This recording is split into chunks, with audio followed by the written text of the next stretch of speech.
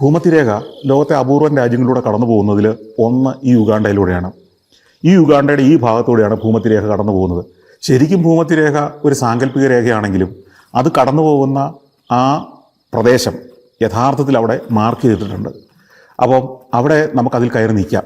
അങ്ങനെ ഞാൻ ഭൂമധ്യരേഖയിൽ കയറി നിന്നുകൊണ്ട് ദൃശ്യങ്ങൾ പകർത്തി എൻ്റെ ഇടതുവശത്തും വലതുവശത്തും ഭൂമധ്യരേഖ വരത്തക്ക പോലെ ദൃശ്യങ്ങൾ പകർത്തിയെടുത്തു. അപ്പോഴേക്കും ഒരു ചെറുപ്പക്കാരൻ എൻ്റെ അടുത്ത് വന്നിട്ട് ചോദിച്ചു, ഈ ഭൂമധ്യരേഖയുടെ വടക്കും തെക്കും തമ്മിലുള്ള വ്യത്യാസം നിങ്ങൾക്ക് കാണണോ? ആ വ്യത്യാസമുണ്ട്, ഞാൻ കാണിച്ചു തരാം. പക്ഷെ കാണിച്ചു തരണമെങ്കിൽ എനിക്ക് പൈസ തരണം, ഷില്ലിങ് വേണം. അയാൾക്ക് 1000 ഷില്ലിങ്ങാണ് വേണ്ടത്. ഞാൻ പറഞ്ഞു, ഇത്തിരി കൂടുതലല്ലേ? കൂടുതലൊന്നുമില്ല, തന്നാൽ കാണിക്കാമെന്നായി. ഏതായാലും ഇതൊന്ന് കാണാൻ ഞാൻ തീരുമാനിച്ചു. ഇയാൾ ആദ്യം എന്നെ വടക്കോട്ട് കൊണ്ടുപോയി. ഭൂമധ്യരേഖയുടെ വടക്കുള്ളൊരു ഭാഗത്തേക്ക് ഒരു 10-50 മീറ്റർ 10-20 മീറ്റർ മാറ്റി നിർത്തി. എന്നിട്ട് അയാളൊരു ബേസിൻ, ഒരു ചെരുവം പോലത്തെ ഒരു പാത്രം എടുത്തു. അതിൻ്റെ അടിയിൽ ഒരു ദ്വാരമുണ്ട്, അതിലൂടെ ഒരു കുഴലുമുണ്ട്. ഈ കുഴലിൻ്റെ അടിയിൽ എങ്ങനെ അടച്ചു പിടിച്ചാൽ ഇതിനകത്തേക്ക് വെള്ളം ഒഴിക്കും. എന്നിട്ട് അയാൾ പറഞ്ഞു, ഈ വെള്ളത്തിൽ നോക്കിക്കോണം എന്ന് പറഞ്ഞു.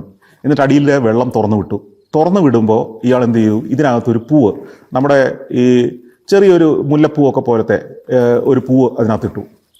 അപ്പോൾ ഈ വെള്ളം താഴേക്ക് ഒഴുകുമ്പോൾ ഈ ചെരുവത്തിൻ്റെ മുകൾ പരപ്പിൽ ഈ പൂ ഇങ്ങനെ നിൽക്കുകയാണ്, കമഴ്ത്തിയിട്ട പോലെയാണ്. ഈ പൂ കറങ്ങാൻ തുടങ്ങി, ഫാൻ കറങ്ങുന്നത് പോലെ. അത് എങ്ങോട്ടാണ് കറങ്ങുന്നതെന്ന് ചോദിച്ചു. അപ്പോൾ ഒരു ഘടികാര ദിശയിലാണ്, വലത്തോട്ട് ഇങ്ങനെ കറങ്ങുകയാണ്, അതിവേഗം കറങ്ങിക്കൊണ്ടിരിക്കുന്നു. ഈ വെള്ളം താഴേക്ക് ഒഴുകി തീരുന്നതുവരെ ഇതിങ്ങനെ അങ്ങനെ കറങ്ങുകയാണ്. ഇനി കൂടെ വരാൻ പറഞ്ഞു. അങ്ങനെ എന്നെയും കൂട്ടിക്കൊണ്ട് തെക്കുവശത്തേക്ക് പോയി. അതായത് ഭൂമധ്യരേഖയെ ക്രോസ് ചെയ്ത് തെക്കൻ ഭാഗത്തേക്ക് പോയി. ഇതേ ദൂരം തന്നെ മാറി നിന്നു. വീണ്ടും വെള്ളം ഒഴിച്ചു, വീണ്ടും പൂവിട്ടു. എന്നിട്ട് അടിയിലത്തെ ദ്വാരം തുറന്നു വിട്ടു. വെള്ളം താഴോട്ട് ഒഴുകാൻ തുടങ്ങി. അത്ഭുതം!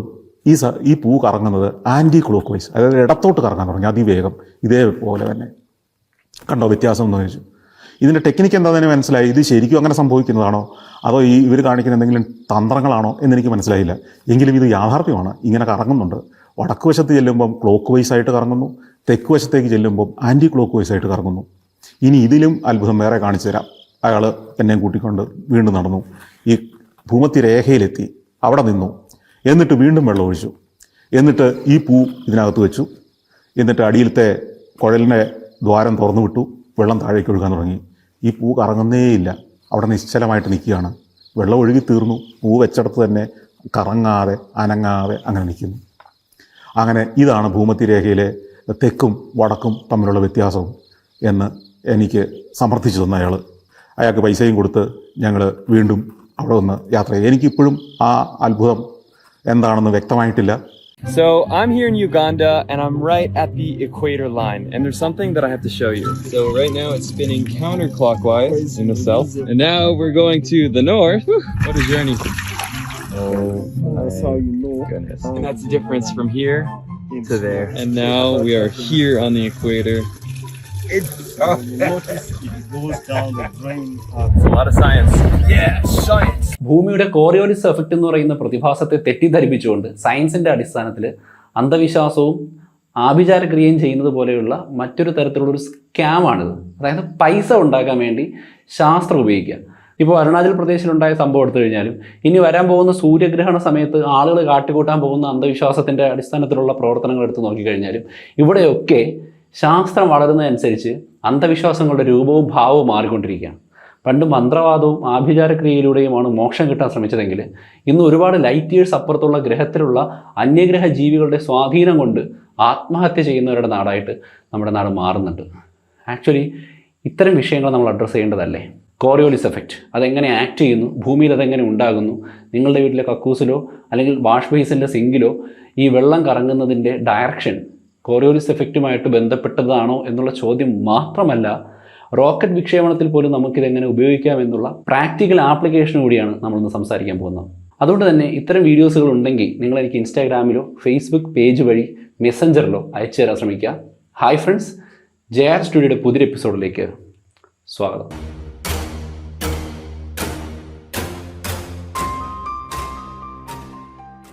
സത്യത്തിൽ നമ്മുടെ ഭൂമിയുടെ കറക്കം എന്ന് പറയുന്നത് വളരെ വിചിത്രമായ രീതിയിൽ പല ഫാക്ടറുകൾ അടങ്ങിയതാണ്. അതിനകത്ത് നമ്മൾ കഴിഞ്ഞ വീഡിയോയിൽ പറഞ്ഞ പോലെ എൽനിനോ ലാനിനോ പ്രതിഭാസങ്ങൾ വരാൻ കാരണമായിട്ടുള്ള ഒരുപാട് ഘടകങ്ങളുണ്ട്. ഭൂമിയുടെ സ്വന്തമായിട്ടുള്ള കറക്കമുണ്ട്, ഭൂമി കറങ്ങുന്ന ആക്സിസിലുണ്ടാകുന്ന കുലുക്കങ്ങളുണ്ട്, സൂര്യന് ചുറ്റും കറങ്ങുമ്പോഴുണ്ടാകുന്ന പാതാവ്യതിയാനമുണ്ട്, എക്സ്റ്റേണൽ ആയിട്ടുള്ള ഒരുപാട് ഫോഴ്സുകളുടെ സ്വാധീനമുണ്ട്, ചന്ദ്രൻ്റെ സ്വാധീനമുണ്ട്, മറ്റ് ഗ്രഹങ്ങളുടെ സ്വാധീനമുണ്ട്. ആക്ച്വലി ഈ ഒരുപാട് വേരിയബിളുകൾ, അതായത് വ്യത്യാസപ്പെടുന്ന പല ബലങ്ങളുടെ ഇടയിൽ കിടന്നാണ് നമ്മുടെ ഭൂമി ഇന്ന് കാണുന്ന ഈ ഒരു അന്തരീക്ഷ സ്വഭാവത്തിൽ നിലനിൽക്കുന്നത്. അതുകൊണ്ടാണ് നമുക്ക് കൃത്യമായിട്ട് വെതർ പാറ്റേണുകൾ അല്ലെങ്കിൽ കാലാവസ്ഥയുടെ സ്വഭാവങ്ങൾ മനസ്സിലാക്കാൻ കഴിയാത്തത് എന്ന് പറയുന്നത്. അപ്പോൾ നമ്മൾ മനസ്സിലാക്കേണ്ട ഒരു കാര്യം, ഭൂമിയുടെ സ്വയം ഭ്രമണം എന്ന് പറയുന്നത് അത്യാവശ്യം നമുക്ക് പ്രെഡിക്റ്റ് ചെയ്യാൻ കഴിയുന്ന ഒന്നാണ്, പ്രവചിക്കാൻ പറ്റുന്ന ഒന്നാണ്. കാര്യം 24 മണിക്കൂർ കൊണ്ട് ഭൂമി ഒരു തവണ കറങ്ങിത്തീരുന്നുണ്ട്. അതിൻ്റെ അടിസ്ഥാനത്തിൽ ഭൂമിയുടെ അന്തരീക്ഷത്തിലുണ്ടാകുന്ന വ്യത്യാസങ്ങളെ നമുക്ക് മനസ്സിലാക്കാനും കഴിയും. ഇതിൽ ഏറ്റവും പ്രധാനപ്പെട്ട ഒരു കാര്യം ഞാൻ മുമ്പൊരു വീഡിയോ ചെയ്തിരുന്നു, അതായത് എൽനിനോയെക്കുറിച്ച്. ആ വീഡിയോയുടെ ലിങ്ക് ഞാൻ കൊടുക്കാം. അപ്പോൾ അതിൽ പറഞ്ഞൊരു കാര്യമുണ്ട്, ഭൂമിയിലുണ്ടാകുന്ന കാറ്റുകളാണ് ഭൂമിയിലുണ്ടാകുന്ന പല സ്ഥലങ്ങളുടെ മഴയെയും അവിടെ ഉണ്ടാകുന്ന വരൾച്ചയൊക്കെ നിയന്ത്രിക്കുന്നത്. അതുപോലെ തന്നെ ഭൂമിയുടെ ധ്രുവ പ്രദേശങ്ങളിൽ നിന്ന് ഭൂമധ്യരേഖാ പ്രദേശങ്ങളിലേക്ക് വീശുന്ന കാറ്റ് വിമാനങ്ങൾ പറക്കുന്നതിനെയും റോക്കറ്റ് വിക്ഷേപിക്കുന്നതിനെയും എന്തിനേറെ കിലോമീറ്ററുകൾ അപ്പുറത്തിരുന്നു കൊണ്ട് ടാർജറ്റിനെ ഉന്നം വയ്ക്കുന്ന സ്നൈപ്പർമാർ വരെ ശ്രദ്ധിക്കേണ്ട ചില കാര്യങ്ങളിലായിട്ട് ഇടപെടുന്നുണ്ട്. അതായത് ഭൂമിയുടെ കറക്കം നമുക്കറിയാം ഭൂമധ്യരേഖാ പ്രദേശങ്ങളിൽ വളരെ കൂടുതലാണ്. ഇപ്പോൾ ഗ്ലോബ് എടുത്തു കഴിഞ്ഞാൽ, ഞാൻ ഈ ഗ്ലോബ് എടുത്തിട്ട് വരാം, വെയിറ്റ്. ഓക്കെ, ഗ്ലോബ് നമ്മുടെ കയ്യിലുണ്ട്. അപ്പോൾ നമ്മൾ ഈ ഒരു ഗ്ലോബ് എടുത്തു കഴിഞ്ഞാൽ ഭൂമിയുടെ കറക്കം എന്ന് പറയുന്നത് വെറുതെ ഒരു വേഗതയല്ല. ഭൂമിക്ക് ഇത്രയും വലിപ്പമുള്ളത് കൊണ്ട് നമുക്ക് ആ കറക്കം അറിയാൻ പറ്റാത്തതാണ്. ഭൂമി ഏകദേശം 1600 കിലോമീറ്റർ പെർ അവർ എന്ന് പറയുന്ന വേഗതയിൽ സഞ്ചരിക്കുന്നുണ്ട്. അതായത് ഇവിടെ നിന്നുകൊണ്ട് ഭൂമിയുടെ സ്വാധീനക്കുറവുള്ള ഒരു വസ്തുവോ ഒരു സാറ്റലൈറ്റോ ഭൂമിയിലേക്ക് നോക്കുമ്പോൾ, സ്വാധീനക്കുറവെന്ന് പറഞ്ഞത് ഭൂമിയുടെ കറക്കം നേരിട്ട് അഫക്റ്റ് ചെയ്യാതെ ഒരു ക്യാമറയോ മറ്റും ഉപയോഗിച്ചുകൊണ്ട് ഭൂമിയെ നോക്കിക്കഴിഞ്ഞാൽ ഓരോ മണിക്കൂറിലും ഭൂമിയുടെ സർഫസ് ഏകദേശം 1600 കിലോമീറ്റർ സഞ്ചരിക്കുന്നുണ്ട്. അതായത് നമ്മൾ ഈ നിൽക്കുന്ന സമയത്ത് നമ്മുടെ കേരളം ഏകദേശം ഭൂമധ്യരേഖയോട് അടുത്താണ്. അതുകൊണ്ട് തന്നെ നമ്മൾ ഒന്ന് ഭൂമിയിൽ നിന്ന് ജമ്പ് ചെയ്തിട്ട് ഭൂമിയുടെ അന്തരീക്ഷം കൂടെ കറങ്ങുന്നത് കൊണ്ട് നമ്മളും ഭൂമിയുടെ കൂടെ പോകും. പക്ഷെ നമ്മളൊന്ന് ജമ്പ് ചെയ്യുമ്പോൾ ഭൂമിയുടെ അന്തരീക്ഷം നമ്മളെ അഫക്റ്റ് ചെയ്തില്ല എങ്കിൽ നമ്മൾ ചാടിയിട്ട് തിരിച്ച് തറയിൽ എത്തുന്ന ഏകദേശം 1 സെക്കൻഡാണെന്ന് കണക്കാക്കാം. ആ 1 സെക്കൻഡ് ചാട്ടുന്നതിനിടയ്ക്ക് നമ്മുടെ തറ ഏകദേശം 500 മീറ്ററോളം സഞ്ചരിക്കും. അങ്ങനെയാണ് സത്യത്തിൽ നമ്മുടെ ഭൂമി ഇങ്ങനെ കറങ്ങുന്നതും അതിനനുസരിച്ചുള്ള വ്യത്യാസം ഉണ്ടാകുന്നത്. പക്ഷേ നമ്മുടെ ഭൂമി ഇങ്ങനെ കറങ്ങുന്ന സമയത്ത് ഈ ഭൂമധ്യരേഖാ പ്രദേശമാണ് ഏകദേശം 500 മീറ്റർ പെർ സെക്കൻഡ് വേഗതയിൽ കറങ്ങുന്നത്. മുകളിലേക്ക്, അതായത് നമ്മൾ ഈ ധ്രുവ പ്രദേശത്തേക്ക് വരുന്തോറും ഈ കറക്കത്തിൻ്റെ വേഗതയിൽ വ്യത്യാസം ഉണ്ടാകും. ഇവിടെ ഒരു വസ്തു ഭൂമി കറങ്ങുമ്പോഴുണ്ടാകുന്ന ആ ഒരു വ്യത്യാസം ഞാൻ നോക്കട്ടെ. അതായത് ഭൂമി കറങ്ങുന്ന സമയത്ത് ഇവിടെ ഇരിക്കുന്ന ഒരു വ്യക്തിക്ക് ഭൂമി കറങ്ങുന്ന അതേ വ്യത്യാസമല്ല ഭൂമധ്യരേഖയിൽ ഇരിക്കുമ്പോൾ ഉണ്ടാകുന്നത്. ഇവിടെ 500 മീറ്റർ പെർ സെക്കൻഡ് അല്ലെങ്കിൽ 1600 കിലോമീറ്റർ പെർ അവർ ഈ ആക്സിസ് വരുന്ന സ്ഥലത്ത് 0 കിലോമീറ്റർ പെർ അവറാണ് വേഗത. അതായത് ധ്രുവപ്രദേശങ്ങളിൽ നിൽക്കുന്ന വ്യക്തിക്ക് അല്ലെങ്കിൽ അവിടെയുള്ള മേഘങ്ങൾ, കാറ്റ്, അന്തരീക്ഷം, ഭൂമിയോടൊപ്പം അന്തരീക്ഷം കറങ്ങുന്നുണ്ട്. അപ്പോൾ അന്തരീക്ഷം, മഴമേഘങ്ങൾ, കാറ്റ്, ഇവയ്ക്കെല്ലാം ഈ പറയുന്ന ധ്രുവ പ്രദേശങ്ങളിൽ 0 കിലോമീറ്റർ പെർ അവർ അല്ലെങ്കിൽ 0 മീറ്റർ പെർ സെക്കൻഡ് വേഗത മാത്രമേ ഉണ്ടാകാൻ സാധ്യതയുള്ളൂ. അവിടെ നിന്ന് ചെറിയ വേരിയേഷൻ വരുന്ന സമയത്ത് വേഗതയ്ക്ക് വ്യത്യാസം ഉണ്ടാകും. അതേസമയം ഭൂമധ്യരേഖാ പ്രദേശത്തിന് മുകളിലുള്ള അന്തരീക്ഷം, അവിടുത്തെ കാറ്റ്, മഴമേഘങ്ങൾ, അതിലൂടെ പറക്കുന്ന വിമാനങ്ങൾ, നമ്മൾ ഇവിടെ നിന്ന് വിക്ഷേപിക്കുന്ന റോക്കറ്റുകൾ, ഇവിടെ ഇരുന്നു കൊണ്ട് ടാർജറ്റിനെ വെടിവെക്കുന്ന സ്നൈപ്പർമാരുടെ തോക്കിൽ നിന്ന് വരുന്ന വെടിയുണ്ട, ഇവയ്ക്കെല്ലാം ഏകദേശം കിഴക്കോട്ട് 1600 കിലോമീറ്റർ പെർ അവർ അല്ലെങ്കിൽ 500 മീറ്റർ പെർ സെക്കൻഡ് വേഗത കൈവരിക്കാൻ സാധിക്കും. ഇത്രയും കാര്യങ്ങൾ നിങ്ങൾ മനസ്സിലാക്കി.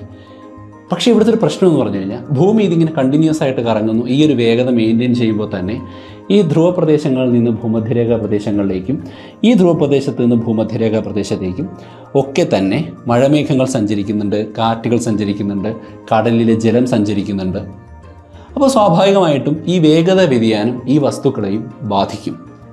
അതായത് ഇവിടെ നിന്നൊരു മഴമേഘം ഭൂമധ്യരേഖാ പ്രദേശത്തേക്ക് സഞ്ചരിക്കുകയാണെങ്കിൽ ഇതിൻ്റെ ഇനിഷ്യൽ പോയിന്റ്, അതായത് ഈ മഴമേഘം ഉണ്ടായ അന്തരീക്ഷം ഭൂമിയുടെ സർഫസിനോടൊപ്പം തന്നെ കറങ്ങുമ്പോഴുള്ള ഇനിഷ്യൽ പോയിന്റിൽ അതിന് വേഗത തീരെ കുറവായിരിക്കും. സപ്പോസ് ഇങ്ങോട്ടൊക്കെ വരുമ്പോൾ ഏകദേശം ഒരു 30 മീറ്റർ പെർ സെക്കൻഡ് ആയിരിക്കും. ഇവിടെ 500 മീറ്റർ പെർ സെക്കൻഡാണ്.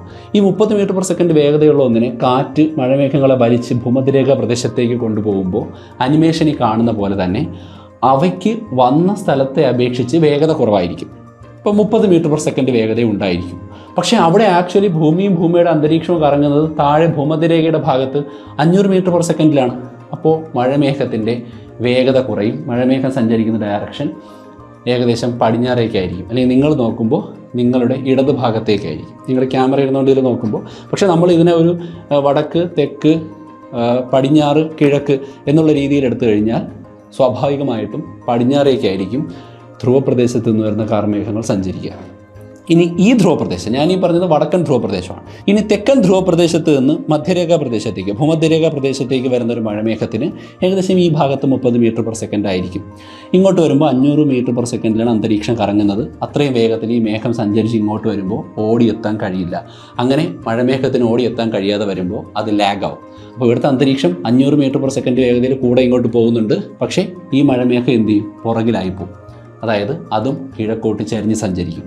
ഇങ്ങനെ വടക്കൻ ധ്രുവപ്രദേശത്ത് നിന്ന് ഇങ്ങോട്ട് പടിഞ്ഞാറോട്ടും തെക്കൻ ധ്രുവപ്രദേശത്ത് നിന്ന് ഇങ്ങോട്ട് പടിഞ്ഞാറോട്ടുമാണ് മധ്യരേഖാ പ്രദേശത്തേക്ക് വരുന്ന മഴമേഘങ്ങൾ സഞ്ചരിക്കുക. ഇനി തിരിച്ച് ഭൂമധ്യരേഖാ പ്രദേശത്തുള്ളൊരു മഴമേഘം ധ്രുവപ്രദേശത്ത് പോകേണ്ടി വന്നാൽ അങ്ങനെ പോകും. അങ്ങനെ പോകേണ്ടതായിട്ടുള്ള വ്യതിയാനങ്ങളുണ്ട്. കാരണം ടെമ്പറേച്ചർ വേരിയേഷൻ ഉണ്ട്. ഭൂമധ്യരേഖാ പ്രദേശത്ത് ചൂട് കൂടുതലാണ്, ധ്രുവപ്രദേശത്ത് ചൂട് കുറവാണ്. അതുപോലെ തന്നെ കാറ്റിൻ്റെ സ്വാധീനം അതിനനുസരിച്ച് മാറുന്നുണ്ട്. അന്തരീക്ഷത്തിലെയും കടലിലെയും ചൂടിൻ്റെ വ്യതിയാനം മറ്റു രീതിയിൽ വരാറുണ്ട്. പല സ്ഥലത്തും പല രീതിയിലുള്ള ചൂട് അനുഭവപ്പെടാറുണ്ട്. അതേപോലെ തന്നെ കാലാവസ്ഥ ഭൂമി സൂര്യനെ ചുറ്റുന്ന ആ ഒരു ദീർഘവൃത്താകാരമായ പാതയ്ക്കനുസരിച്ച് മാറാറുണ്ട്. അപ്പോൾ ഭൂമധ്യരേഖാ പ്രദേശത്ത് നിന്ന് 500 മീറ്റർ പെർ സെക്കൻഡ് വേഗതയോടുകൂടി മുകളിലേക്കും താഴേക്ക് സഞ്ചരിക്കുന്ന മഴമേഘങ്ങൾ സ്വാഭാവികമായിട്ടും അവയ്ക്ക് വേഗത കൂടുതലുള്ളത് കൊണ്ട് തന്നെ ഈ ഭാഗത്തുള്ള അന്തരീക്ഷത്തേക്കാൾ വേഗത്തിൽ മുന്നോട്ട് സഞ്ചരിക്കും. അപ്പോൾ ഇവിടെ നിന്ന് വരുന്ന മഴമേഘങ്ങൾ 500 മീറ്റർ പെർ സെക്കൻഡ് വേഗതയിൽ ഇങ്ങോട്ട് പോകും. പക്ഷേ ഇവിടെയുള്ള അന്തരീക്ഷവും മഴമേഘവും ഏകദേശം ഒരു 30, ഇങ്ങ് വന്നാൽ 0 വരും, ഞാൻ അത് കണക്കാക്കുന്നില്ല. ഇവിടെ ഏകദേശം 30 മീറ്റർ പെർ സെക്കൻഡ് വേഗത്തിൽ പതിയെ ചലിക്കുന്നവരുടെ കൂടെയാണ് ഈ 500 മീറ്റർ പെർ സെക്കൻഡ് വേഗതയുള്ള മഴമേഘങ്ങൾ കുതിച്ചു കയറുന്നത്. അപ്പോൾ ഈ മഴമേഘങ്ങൾ കിഴക്കോട്ട് സഞ്ചരിക്കും, കിഴക്ക് ഡയറക്ഷനിലേക്ക് സഞ്ചരിക്കും, അനിമേഷനിൽ കാണുന്ന പോലെ. തെക്കോട്ട് പോകുമ്പോഴും ഈ ഭൂമധ്യരേഖാ പ്രദേശത്ത് നിന്ന് കിഴക്ക് ഭാഗത്തേക്ക് സഞ്ചരിക്കും. ഇങ്ങനെയാണ് ഭൂമധ്യരേഖാ പ്രദേശത്ത് നിന്ന് അങ്ങോട്ടും മുകളിൽ നിന്ന് താഴോട്ടും കാറ്റ് വീശുന്നതും അതുപോലെ തന്നെ സമുദ്രജല പ്രവാഹങ്ങൾ ഉണ്ടാകുന്നതും മഴമേഘങ്ങൾ പോകുന്നതും ഇനി വിമാനം സഞ്ചരിച്ചാലും ഉണ്ടാകുന്നത്. ഞാനൊരു ബെറ്റർ എക്സാമ്പിൾ പറയാം. അതായത് ഞാനിപ്പോൾ നമ്മുടെ ഇന്ത്യ എന്ന് പറയുന്ന രാജ്യത്ത് ഈ തിരുവനന്തപുരത്തിൻ്റെ ഭാഗത്ത് നിന്നുകൊണ്ട് ഹൈപ്പോതെറ്റിക്കലി, അതായത് ഞാൻ ഇമാജിൻ ചെയ്യുകയാണ്, എനിക്ക് നന്നായിട്ട് കല്ലെടുത്തെറിഞ്ഞാൽ നല്ല വേഗത്തിൽ സഞ്ചരിക്കും. അപ്പോൾ എനിക്ക് തിരുവനന്തപുരത്ത് നിന്നുകൊണ്ട് റഷ്യയുടെ ഭാഗത്തേക്ക് കല്ലെടുത്തെറിയാൻ സാധിക്കും എന്ന് വിചാരിക്കുക. ഈ റഷ്യയുടെ സൈബീരിയൻ പ്രദേശത്തേക്കാണ് ഞാൻ കല്ലെടുത്തെറിയുന്നത്. അപ്പോൾ ഏകദേശം സൈബീരിയ എന്ന് പറയുന്നത് ചൈനയുടെ മുകളിൽ ഇങ്ങ് ഭാഗത്തായിട്ട് വരും, ഈ ധ്രുവപ്രദേശത്തിൻ്റെ അടുത്ത് വരും. അപ്പോൾ ഞാൻ ഈ കേരളത്തിൽ തിരുവനന്തപുരത്ത് ഇരുന്നുകൊണ്ട് ഒരു കല്ലെടുത്തെറിയുമ്പോൾ എൻ്റെ കല്ല് റഷ്യ വരെ എത്തുന്ന വേഗതയിൽ എറിയാനുള്ള ശേഷി എനിക്കുണ്ട് എന്ന് നമ്മളെല്ലാവരും സങ്കല്പിച്ചാൽ എൻ്റെ കല്ല് സുഹൃത്തിൻ്റെ എവിടെ ചെന്ന് വീഴും? കാരണം ഞാൻ എറിയുന്ന സമയത്ത് എൻ്റെ കയ്യിലിരിക്കുന്ന കല്ലിനും എനിക്കും 500 മീറ്റർ പെർ സെക്കൻഡ് കിഴക്കോട്ട് വേഗതയുണ്ട്. പക്ഷേ ഇങ്ങോട്ട് ഞാൻ കല്ലെടുത്തെറിയുമ്പോൾ എൻ്റെ കല്ല് വേഗതയും കൊണ്ടാണ് ഇങ്ങോട്ട് വരുന്നത്, കിഴക്കോട്ട് സഞ്ചരിക്കാനുള്ള വേഗതയും കൊണ്ടാണ് വരുന്നത്. പക്ഷേ ഞാൻ നിൽക്കുന്ന സുഹൃത്തിനും എൻ്റെ സുഹൃത്തിൻ്റെ തറയ്ക്കും അവന് ചുറ്റുപാടുമുള്ള അന്തരീക്ഷത്തിനും 500 മീറ്റർ പെർ സെക്കൻഡ് വേഗതയില്ല. അവന് ചിലപ്പോൾ 30 മീറ്റർ പെർ സെക്കൻഡ് വേഗതയോ 10 മീറ്റർ പെർ സെക്കൻഡ് വേഗതയോ 5 മീറ്റർ പെർ സെക്കൻഡ് വേഗതയോ കാണും. അപ്പോൾ എൻ്റെ കല്ല് അവൻ്റെ മുന്നിലായിരിക്കും വന്ന് വീഴുക. കാരണം എൻ്റെ കല്ലിന് 500 മീറ്റർ പെർ സെക്കൻഡ് വേഗതയുണ്ട്. അതേസമയം അവനും അവൻ്റെ സ്ഥലവും ചുറ്റുപാടുമെല്ലാം വേഗത കുറച്ചാണ് കറങ്ങുന്നത്. അപ്പോൾ അവരുടെ മുന്നിലേക്ക് വന്ന് വീഴും.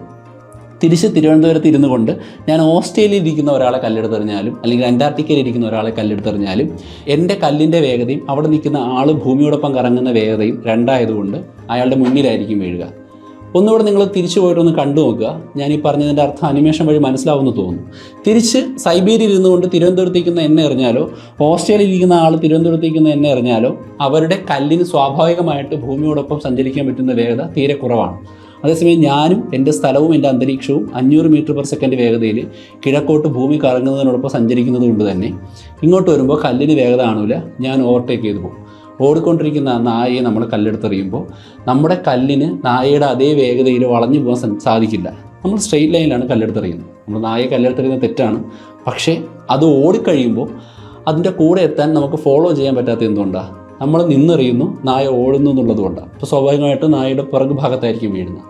നമ്മൾ ആ ഡയറക്ഷൻ നോക്കിയാണ് എറിയുന്നതെങ്കിൽ, കാരണം നായ മുന്നോട്ട് പോവുകയാണല്ലോ.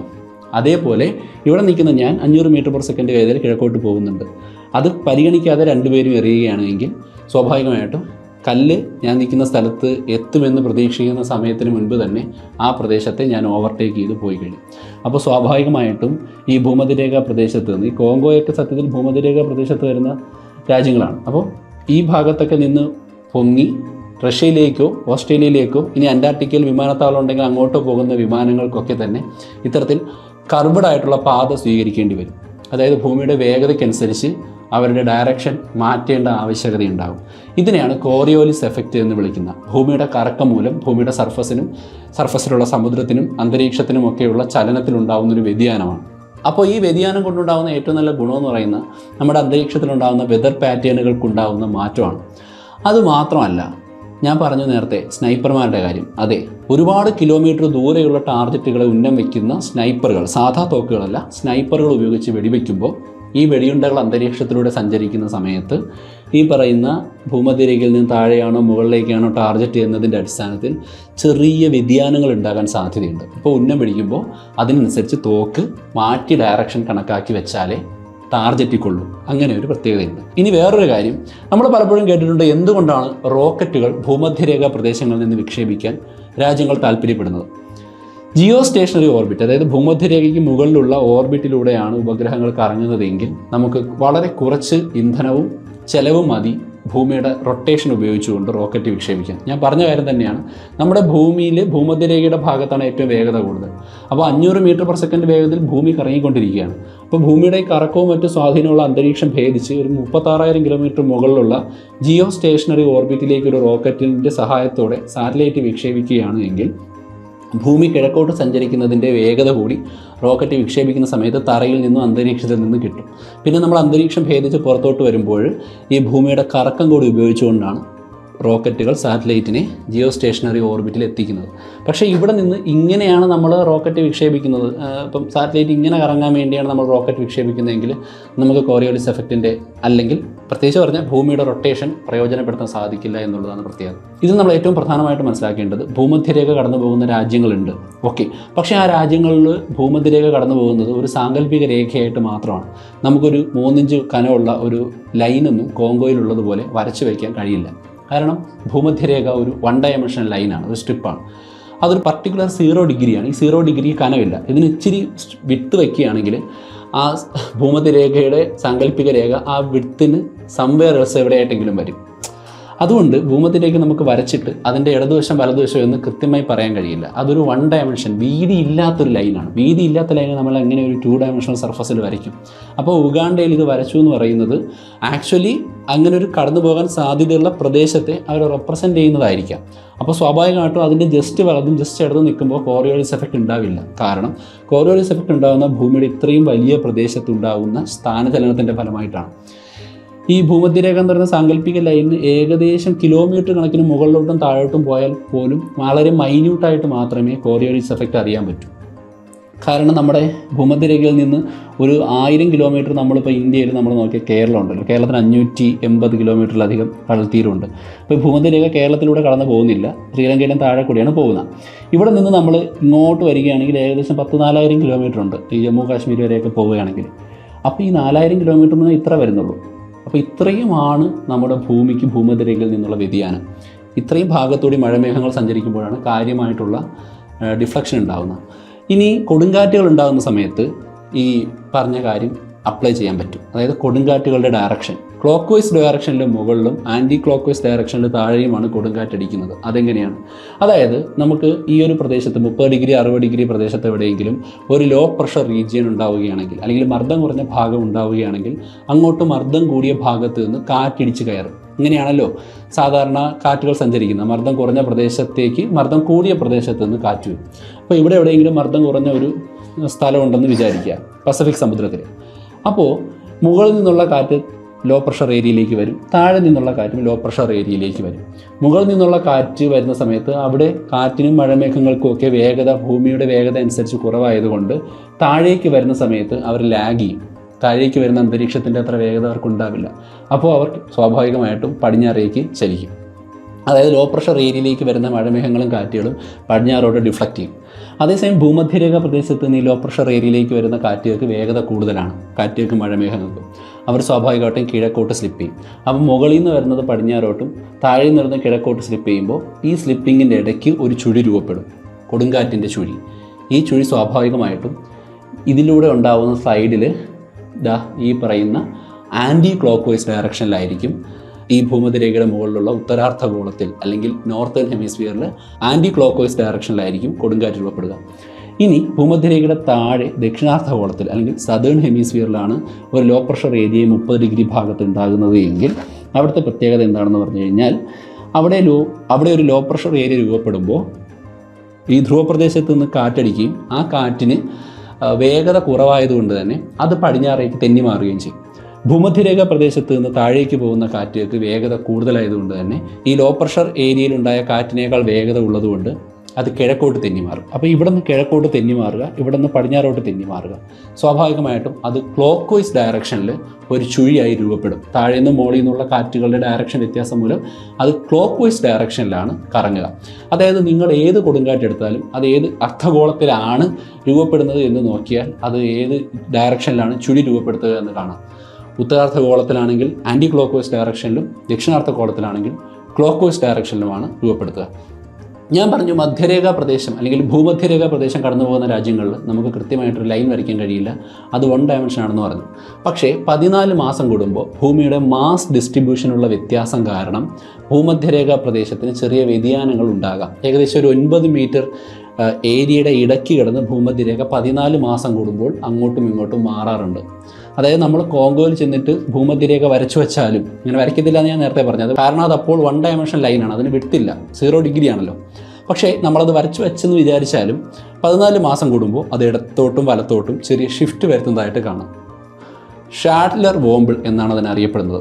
1891കളിൽ ഷാഡ്ലർ എന്ന് പറയുന്ന ഒരു ഭൗമശാസ്ത്രജ്ഞൻ പഠിക്കുന്ന സമയത്ത് അദ്ദേഹത്തിന് മനസ്സിലായത് നമ്മുടെ ഭൂമിയുടെ സാങ്കല്പികമായിട്ടുള്ള അച്ചുതണ്ട്, ഇത് നമ്മൾ റെപ്രസെൻറ്റേഷനാണ്, ഭൂമിക്ക് ഒരു അച്ചുതണ്ട് ഇല്ല, ഭൂമി പ്രപഞ്ചത്തിൽ ഫ്ലോട്ട് ചെയ്താണ് നിൽക്കുന്നത്. പക്ഷേ ഈ സാങ്കല്പിക അച്ചുതണ്ട് എന്ന് പറയുന്ന അച്ചുതണ്ടിൽ ചെറിയ വ്യതിയാനങ്ങൾ ഉണ്ടാകും. അതൊരു കൃത്യമായിട്ടുള്ള പോയിന്റ് അല്ല. കാരണം ഭൂമിയിലെ വെള്ളത്തിൻ്റെ സ്വാധീനം, അന്തരീക്ഷത്തിൻ്റെ എഫക്റ്റ്, ചൂടിൻ്റെ ഡിസ്ട്രിബ്യൂഷൻ, ഭൂമിക്കകത്തുള്ള മാൻഡിലിൻ്റെ വ്യത്യാസം, കാറ്റുകളുടെ സ്വാധീനം, അതുകൊണ്ട് നമ്മുടെ ഭൂമിയുടെ ഓവറോൾ ഷേപ്പിലും അവയുടെ സ്ട്രക്ചറിനകത്തുള്ള മാസ് ഡിസ്ട്രിബ്യൂഷൻ, അതായത് ഇതിൻ്റെ വെയിറ്റ് കോൺസെൻട്രേറ്റ് ചെയ്യുന്ന ഭാഗങ്ങളിലും ചെറിയ വ്യത്യാസം ഉണ്ടാകും. ചില ഭാഗത്തേക്ക് കോൺസെൻട്രേറ്റ് ചെയ്യാം. അങ്ങനെ സംഭവിക്കുന്ന സമയത്ത് ഈ പറയുന്ന ആക്സിസിൽ ചെറിയ ഷിഫ്റ്റ് ഉണ്ടാവുകയും അതിനനുസരിച്ച് ഒരു 14 മാസം കൂടുമ്പോൾ ഭൂമിയുടെ ഭൂമധ്യരേഖ നമ്മൾ ഡിസൈൻ ചെയ്തിരിക്കുന്ന ആ കറക്റ്റ് മൈന്യൂട്ട് 1 ഡയമെൻഷൻ ലൈനിൽ നിന്ന് ഒരു 4.5 മീറ്റർ ഇടത്തോട്ടോ 4.5 മീറ്റർ വലത്തോട്ടോ ഒരു ഷിഫ്റ്റ് വരുത്താനും സാധ്യതയുണ്ട്. അതാണ് ഞാൻ പറഞ്ഞത്, നമ്മൾ ഈ പോസിബിളായിട്ട് ഭൂമധ്യരേഖ വരാൻ സാധ്യതയുള്ള പ്രദേശങ്ങൾ അടയാളപ്പെടുത്തിയാൽ അത് 9 മീറ്റർ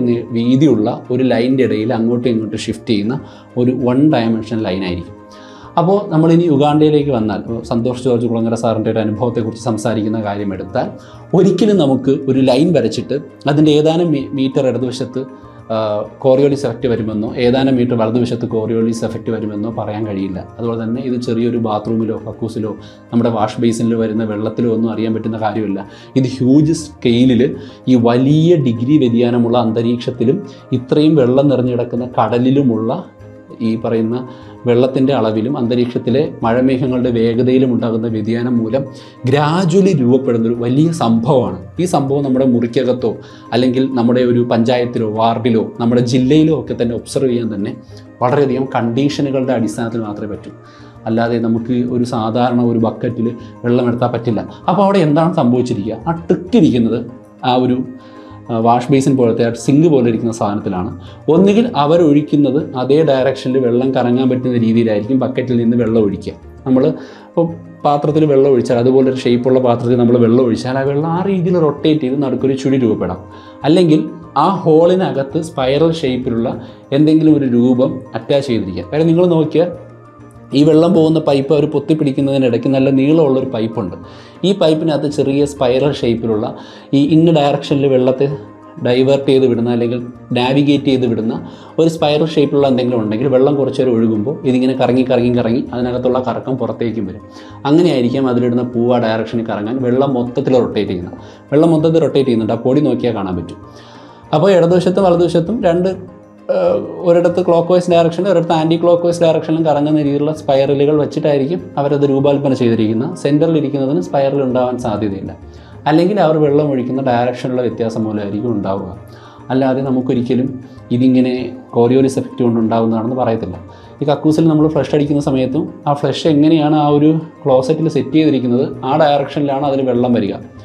അല്ലാതെ അന്തരീക്ഷത്തിലെ സ്വാധീനം അനുസരിച്ച് അതൊരിക്കലും ഇമ്പോർട്ടൻസ് ഉണ്ടാകുന്നില്ല.